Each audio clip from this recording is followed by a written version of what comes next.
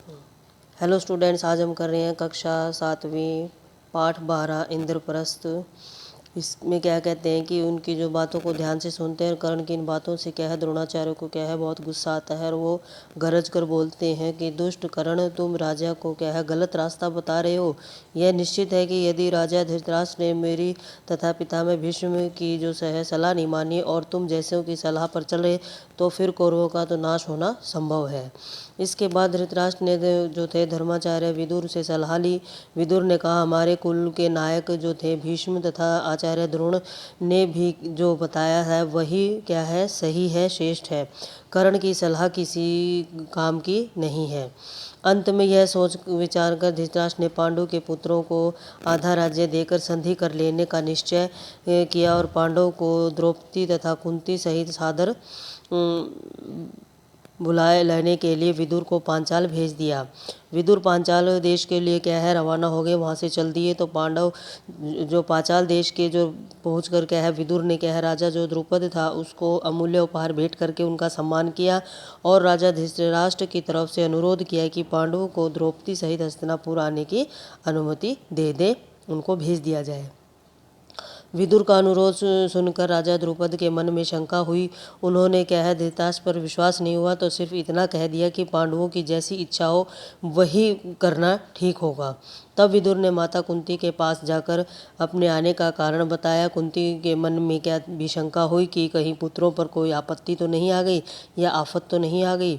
विदुर ने उन्हें समझाया और धीरज देते हुए कहा, देवी आप निश्चिंत रहें, आपके बेटों का क्या है कोई कुछ नहीं बिगाड़ सकता। वे संसार में खूब यश कमाएंगे और विशाल राज्य के स्वामी बनेंगे। आप सब बेटों को होकर हस्तिनापुर चलिए। आखिरकार द्रुपद राजा ने क्या है अनुमति दे दी और विदुर के साथ कुंती और द्रौपदी समेत पांडव क्या थे हस्तिनापुर के लिए चल दिए।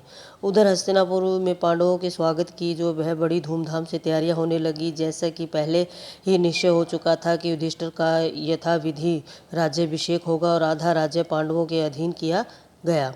राज्याभिषेक के उपरांत युधिष्ठिर को क्या था आशीर्वाद देते हुए धृतराष्ट्र ने कहा, बेटा युधिष्ठिर मेरे अपने बड़े क्या है बड़े दुरात्मा है।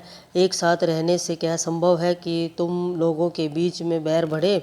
इस कारण मेरी सलाह है कि तुम क्या है खांडव प्रदेश को अपनी राजधानी बना लेना और वहीं से क्या है राज करना। खांडव प्रदेश वह नगरी है जो क्या थे ययाति जैसे हमारे प्रतापी पूर्वजों की राजधानी रही है।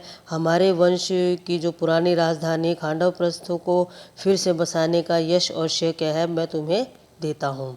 धृतराष्ट्र के मीठे वचन मानकर पांडव ने प्रस्थ के जो भग्नावशेष थे, जो खंडर हो चुके थे वहाँ पर जो कि एक समय तक क्या है निर्जन वन बन चुका था, निर्गुण जो निपुण शिल्पकार थे उनको आदि को क्या है एक नगर का निर्माण करवाया। सुंदर भवन दुर्ग आदि से सुशोभित उस नगर का नाम इंद्रप्रस्थ रख दिया। इंद्रप्रस्थ की शांत और सुंदरता ऐसी हो गई थी कि सारा संसार उसकी प्रशंसा करते नहीं थकता था। अपनी राजधानी में द्रुपद और माता कुंती के साथ पांचों पांडव क्या है 13 वर्ष तक सुखपूर्वक जीवन व्यतीत बिताते हुए क्या है न्यायपूर्वक राज्य करने लगे। तो बेटा अगर मेरा चैनल आपको अच्छा लगे तो इसको लाइक करें, सब्सक्राइब करें। Thank you.